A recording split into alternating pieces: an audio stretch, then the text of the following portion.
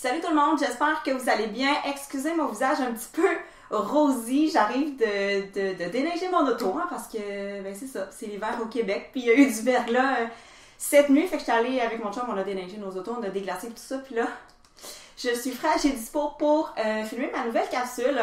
Aujourd'hui, j'avais envie de vous parler de mes résolutions de 2020, mais de mes résolutions professionnelles pour 2020. Je vous explique rapidement par quel chemin je passais dans ma tête pour en venir là. En fait, à l'école, avec mes collègues, on a passé un automne assez mouvementé.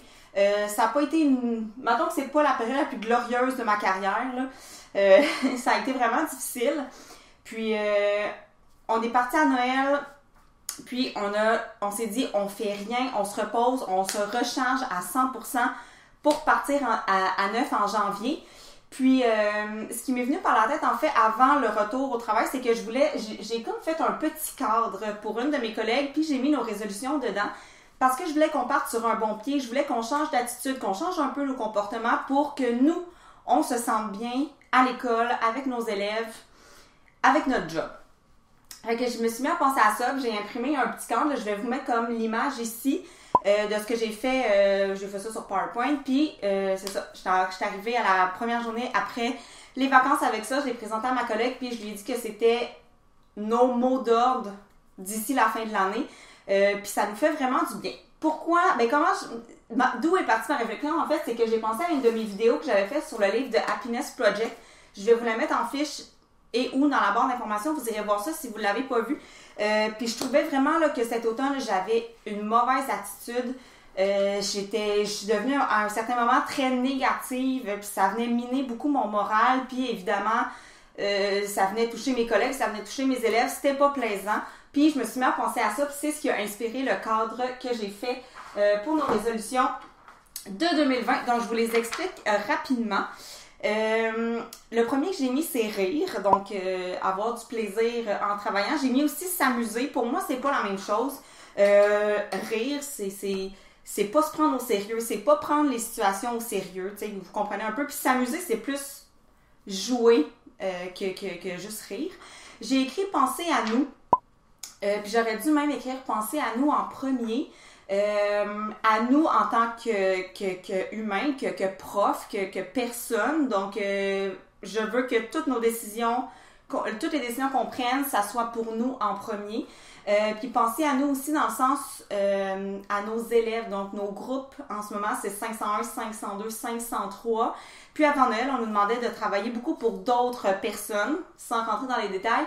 Et sans nécessairement arrêter d'aider les autres, mais faire nos choses à nous en premier avant de penser aux autres, parce que c'est ça, je trouvais que des fois ça nous mettait en retard, puis ça nuisait à notre travail à nous ou à notre classe, fait que penser à nous en premier. J'ai écrit aussi corriger moins, et j'ai fait une flèche qui va vers évaluer moins. Pour vrai, je regardais mon cartable de notes là, avant de partir aux vacances de Noël, puis pour vrai, j'ai tellement de notes, je pourrais faire le deuxième bulletin de mes élèves tout de suite.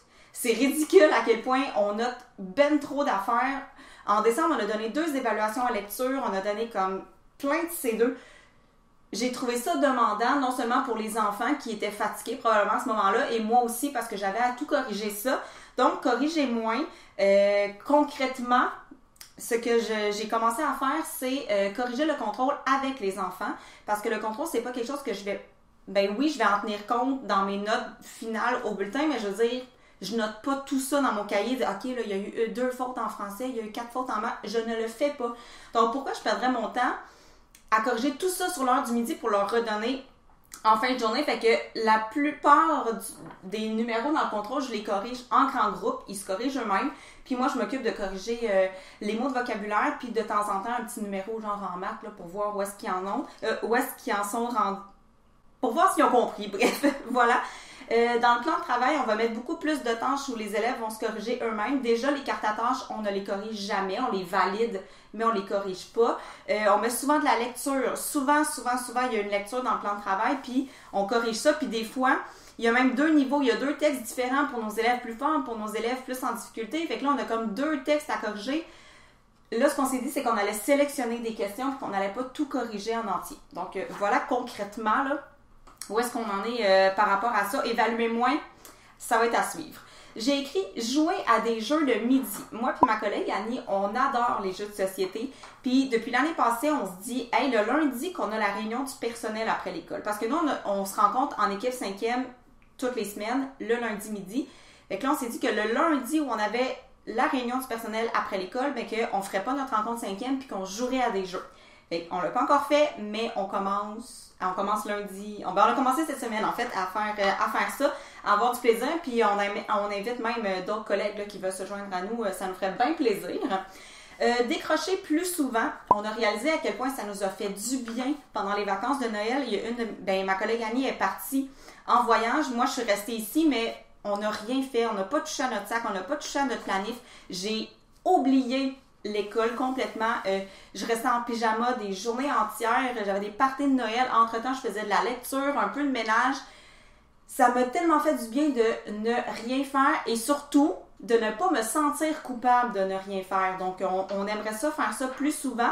C'est-à-dire que si moi, le lundi soir ou le mardi ou le mercredi soir d'aller au cinéma avec mon chum, ben de ne pas me sentir mal de choisir la sortie avec mon chum au lieu de la correction. Ne pas se comparer. On avait souvent tendance à dire « Hey, mais lui, il a pas fait ça. Elle a fait ça de même. Ah, mais les autres, ils ont fait ça. Nous autres, on veut le faire. » Puis là, à bourrer notre horaire parce que on veut tout le temps faire plus. En checkant tout le temps ce que les autres font, là, puis ça devenait malsain, ça devenait comme... C'est ça, c'était comme pas... Je me sentais pas bien là-dedans. Puis c'était quelque chose que je faisais inconsciemment. J'étais comme, OK, mais on est en réunion, mais tel prof, il fait pas ça. Ah, tel prof est pas là, mais pourquoi? Mais comme, pour vrai, là, gère ta fougère. Tout va bien aller, ma fille. Accepter de ne pas tout faire. Exemple concret, on est en ce moment en train de faire une séquence sur la piraterie en français. Donc, on a fait le texte descriptif avant Noël, puis là, on continue, puis là, on va voir le texte comparatif, puis à travers ça, ben, on met des textes sur les pirates, on fait des C2, des C1 sur le thème des pirates. C'est vraiment le fun. On a lu 2 albums avant Noël, puis normalement, après ça, on ferait une entrevue de lecture avec nos élèves pendant les périodes de plan de travail pour comparer les 2 personnages des 2 albums différents. Mais là, en ce moment, là, on n'a pas le temps de faire ça parce qu'on a des feux à éteindre, on a d'autres choses à gérer. Oui, c'est dans la planète, mais tu sais quoi? On le fera pas cette année, puis c'est tout, puis c'est pas grave, puis les élèves vont apprendre pareil, fait que ça change rien, fait que des petites choses comme ça qu'on va faire que, tu sais quoi? Ça, on le fera pas, ça sera l'année prochaine, et c'est tout. Voilà. Et le dernier, et non le moindre, c'est lâcher prise. Donc, arrêtez de s'en faire pour tout et pour rien.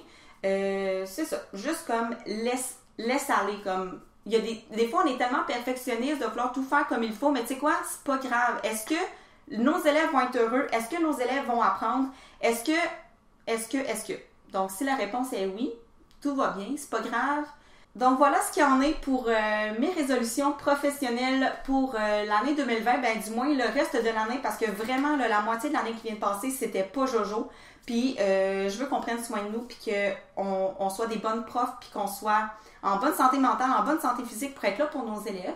Donc, si jamais vous êtes intéressé par le petit document des résolutions là, que pour vrai, là, j'ai fait en 5-6 minutes, là, je peux vous le partager si vous êtes dans le même minding que moi.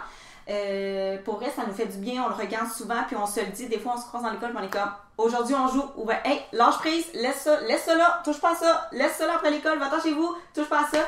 Fait que ça me fait vraiment du bien. Puis j'espère que j'ai pu vous inspirer un petit peu. Vous me laisserez dans les commentaires si vous avez des résolutions professionnelles, mais si vous avez des résolutions personnelles aussi, ça va me faire plaisir là, qu'on discute de ça dans les commentaires sous la vidéo. Et sur ce, laissez-moi des idées de vidéos, de capsules que je pourrais faire en lien avec l'enseignement, évidemment, là, pour mes capsules plus de contenu que je mets en ligne le mercredi. Là, ça fait longtemps que j'en ai pas fait. Là, c'était après ça, cette capsule-là clôt le congé, le temps des fêtes. Donc, on se remet dans l'enseignement bientôt. Fait que si jamais vous avez des idées, des choses que vous voudriez que je me présente ou bien des idées de vidéos avec les enfants, gênez-vous pas pour me laisser tout ça dans les commentaires ou sur les réseaux sociaux. Et sur ça, on se voit dimanche pour un vlog et un de ces mercredis pour une vidéo de prof. Bye!